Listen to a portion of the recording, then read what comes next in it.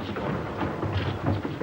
Vaughan, can you go around to Captain Bates, Mr. Coleridge's, and ask him if he wants Heaven, Scott and Harvey to do raft duty, and if so, when? Boys at Eton can expect to spend their first year as fags. They make tea, act as waiters, tidy libraries, clean shoes, and generally run, fetch, and carry. The fags are the lowest layer in a society where rank and duty and privilege are strictly defined. The top layer consists of the captain of the house and the half-dozen members of library. The housemaster stands by at the top of this social structure as a consultant.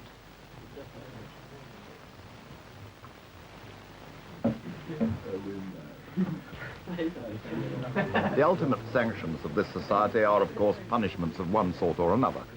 Members of library can give lines, and the captain of the house can beat boys, but nowadays only by permission of his housemaster.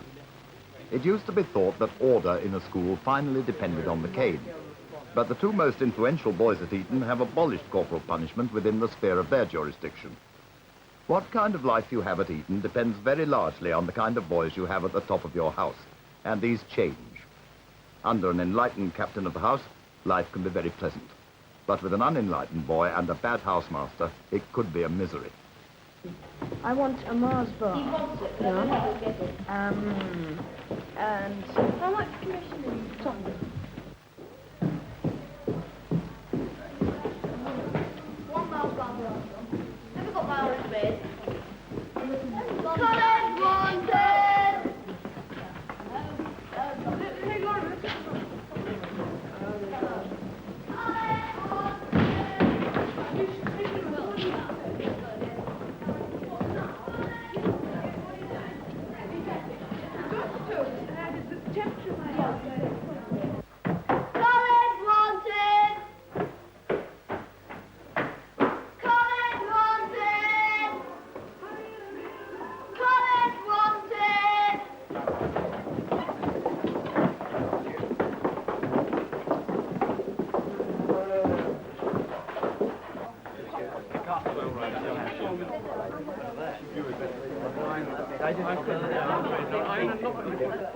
Hurry up, Coleridge, please.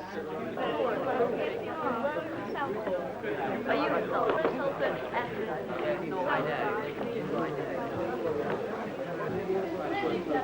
Quiet, please, Coleridge. Just one or 2 points of the kind which do occur this time of the half. Running down Sixth Form Passage is bad again. As you know very well, the floorboards which you run down the Sixth Form Passage go straight through to the Mastering College. And so every time anybody runs down outside there, he knows all about it. It's quite intolerable. And it's even worse for his housekeeper living underneath it. So there won't be any running down Sixth Form Passage. And Sixth Form and Liberty will give 50 lines on the spot to anybody they catch doing this. Another point, a rather more seasonal point bound up with the fine weather. You mustn't hang your bathing trunks out of your window for any purpose, especially to dry. The reason for this is that it's bad for the tourists. Now, Calvin, I think you have... Yes, we've got somebody deserved his cap.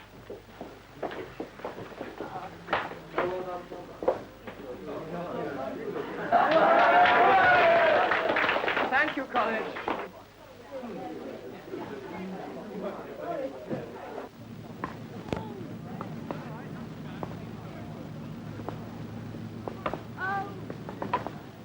3 afternoons in a week are half holidays, and at Eton, games are regarded as a very important part of education. If you're keen, the opportunities are all there, and if you're not, you don't have to pretend to be. In the summer half, you have to declare yourself a wet bob or a dry bob, and you'll be expected to spend some time in whichever sphere you choose.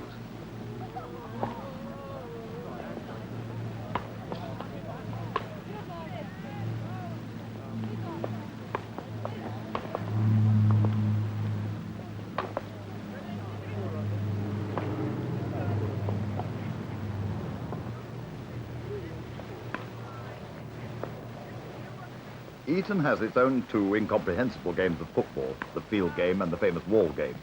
And though they do play rugby football and association in the Easter half, it's rather an amateurish sort of enterprise in the time left over from the Eton games.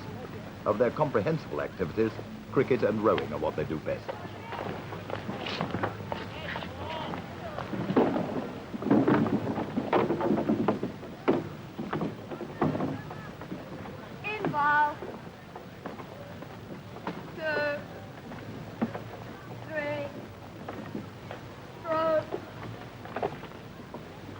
The captain of games is only less of a god than the captain of a house, and much more of one for some people. It's in the summer half that he and his friends come into their glory, and there's a lot of glory, but they earn it handsomely. The whole burden of the school's athletic future is on their shoulders. 3, you are the powerhouse of the Rangers. You've got to behave as if you are. More effort the whole time. Every stroke has got to count.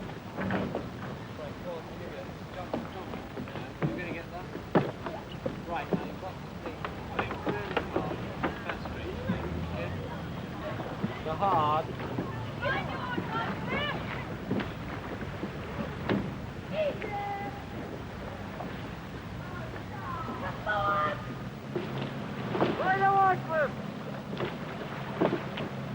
Up your chest, 2, and 3. Come on now. Punch! Punch, all of you. Punch at the beginning of the stroke. Pull it right up into your chest. Your hands away. Get down your sacks board. And then pull it right through again. Hard, really hard. Well done. That's good. Cox, next stroke. Give her 10. 1, 2, 3, 4, 5. Oh, you ready?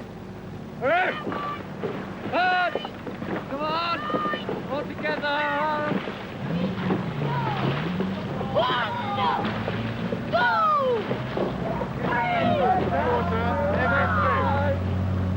Five days jerky, sit back at the finish. Come back to your stomach.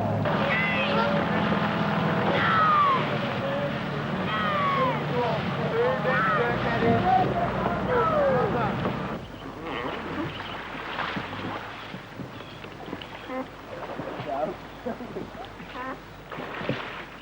Going straight into the head.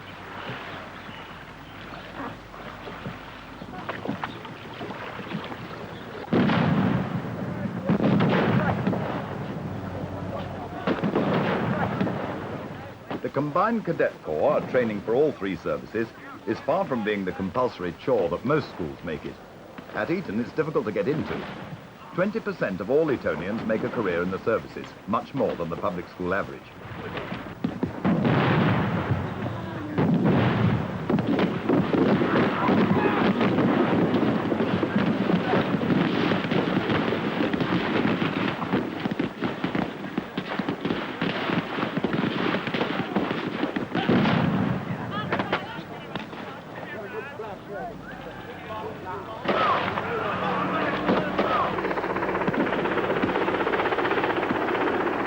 The corps is taken very seriously, and there are 3 long exercises every half.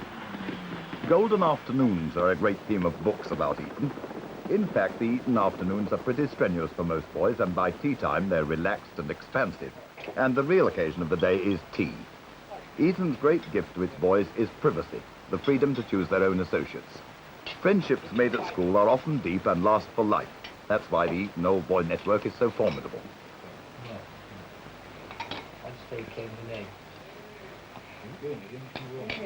Library has its fags in attendance, but the great merit of the Eton system of private rooms is that junior boys are not left out. Tea is a social occasion for them, too. Messing together in 3s and 4s is an old established school custom. This tea is a very ordinary one of cornflakes and bread and butter and jam, but the occasion is no less expansive, and the conversation has the Eton quality of self-possession. Lines is a very effective punishment for most things, but I think that perhaps one ought to have corporal punishment as for something really rather more serious. Anyone who takes advantage of the system whereby corporal punishment isn't inflicted. If you think of another better punishment, so they're really serious. Okay, maybe it isn't better, but it's just wrong to inflict pain. If just what's the point? It doesn't do any good. No, it lasts 5 minutes in a row. Presumably the point of the punishment is to stop the chap doing it next time. Exactly. Well, and I would far rather. Depends on. You must admit that it depends. I mean, I'd a far lot. rather do lines than being beaten, because beating me would. Although the conversation has been mainly about beating, it has not occurred to anyone to challenge the senior boys' right to this barbarous privilege. Few question their authority. I sometimes wonder whether the burden of demands made on a senior boy isn't almost intolerable. I think it's wonderful how they stand up to it. But the answer to your question, I think, is this. That one of the lessons most worth teaching to a young man is that the greater your power and privilege in life, the greater your obligations and the less your freedoms. Many people I know in positions of power and privilege haven't remembered this. We can all think of some. But in fact, this is the one worthwhile thing learning if you're going to be a big man ever. And you cannot teach this to a child, or to a boy, shall I say, to a young man, without giving them the authority and then trying to teach him the lesson. Well, What about the sweet? And strawberry. Strawberry. The president of POP. One talented old Etonian has declared that the effort of getting into POP deprived him of all further ambition in this world. POP is the Eton Society and one of the peaks of the Eton social structure. There are always exactly 20 boys in POP, and the society elects its own members. POP has taken on the maintenance of school discipline. As Eton is a collection of houses, it lacks any overall system of boys' authority at school level. POP has filled the gap, and in return is privileged to wear buttonholes, sponge-bag trousers, braided coats and fancy waistcoats, some of them with flowered silk. It is a summit of ambition. The great thing is the corps must find their own substitutes. The other thing is these jerseys, which are not being V-necked enough, in fact, and they're not being V-necked at all. Try and sort of find people for a bit over that. This is in change. This is in change, yeah. What is the rule about sunglasses? Sunglasses are only allowed to be worn by coxes on the river. One of the charges levelled against Etonians is that they're arrogant. An example quoted against them is that in important inter-school cricket matches, it's quite likely that almost nobody will turn out to watch. In fact, it doesn't occur to an Etonian that there's any other reason for watching a match than the fact that it interests him. He has so many other things to do. A very old established sport at Eton is beagling. Come on then. Come on, wagon up, wagon up. Come on. Come on. Come on then. Yeah, fans. Oh, yeah. Yeah. Adrian, where's the box spanner? It is behind my right ear. Elmer's with it.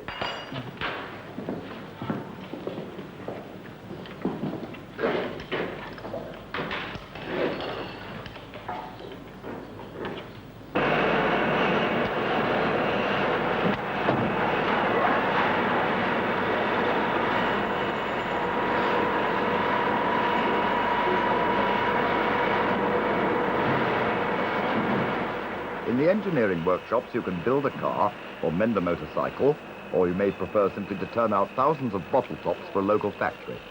The money comes back into the funds of the engineering workshop.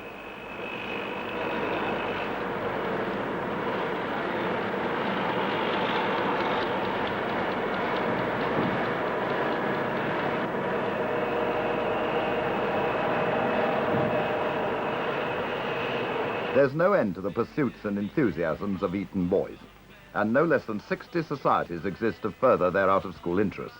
They range from the Aeronautical Society to the Viking Club, and take in on the way madrigals and magic, ornithology and stamp collecting, film-making and politics.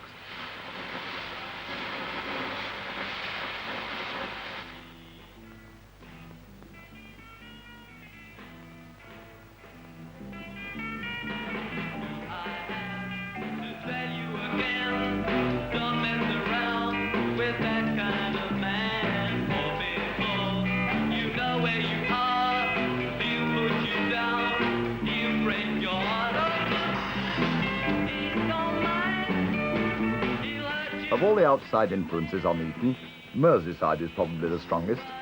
All young men are alienated from their fathers nowadays. At Eton, the gap must be at its widest. Social service is organised. Boys help in boys' clubs or wash dishes in hospitals or tend gardens for old people. When boys criticise these activities, and they do, it's from a Merseyside angle. It's a bogus relationship, they say, like the squire's wife taking soup to the poor. I think that there's been an enormous change. I think in the last few years, actually. I think it's probably something to do with the attempts of advertisers and other people to represent the sort of teenagers as a sort of separate, different world. But I think that one of the results of it is that it does make boys of the same age regard themselves as a group. And I think that the strength of the feeling of belonging to this group of young people with the same sort of interests and that kind of thing has done much to break down the old feeling of sort of social division.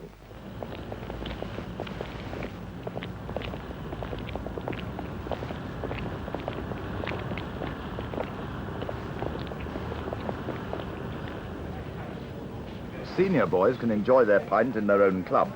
It's called Tap. They don't sell anything stronger than beer, and there's always such a crush in there and so few people serving that the drinks circulate rather slowly, perhaps by design. The idea behind Tap is that boys will certainly sneak off to drink somewhere. They might as well do it here. Perhaps the consciousness of sophistication as drinkers inspires a sophisticated line of talk.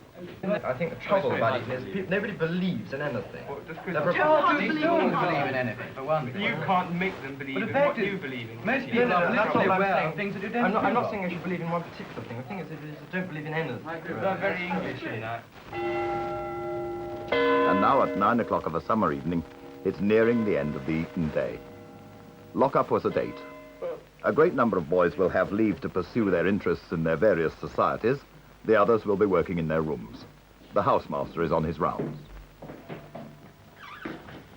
Good evening, Eddie. Did you get to this play last night at Queen's Age? Yes, I did, sir. What's it like? It's very good indeed. It's a nice enjoyable evening. You go up on the boat and they give you a very good meal when you get there. And it's very good playing for bargains. It is? Yes, it's very good. So yes. Time has had a strange revenge on Eton. It began as a pious charity for poor scholars, and it's become the great social fetish of the English people. Its huge reputation as a status factory quite overshadows its real virtues as a school. And this is a pity because it has a claim to be the best school in the world. Eton's example could still save us from the consequences of the 11+ examination and the threat of a meritocracy. Here is a school which really believes that the non-intellectual boy's education is as important as anybody else's, and which has a built-in bias in favor of individuality and even nonconformity. The marchers on the 4th of June wanted to abolish Eton, but this is to argue that Rolls-Royces should never have been made. But there is another answer: Rolls-Royces all round. To send a boy to Eton costs only 7 and 6 a week, more than to keep a juvenile delinquent at an approved school. More education on the Eton model might help, available to everybody and free from the curse of status, the upper crust and all that. The whole of the Eton education and the slant of it is one which discourages parochialism and encourages a fairly wide concept of society as a whole, and therefore I think the boy finds it easy to consider himself belonging to this large, curious, in some way disintegrated, in some way highly integrated society of 1,200 young people. The other is something which I can only answer really by saying I'm frightfully sorry, but I mean, even this hit me when I came as a very new headmaster 5 terms ago. Eton is Eton, and there's nothing more to be said.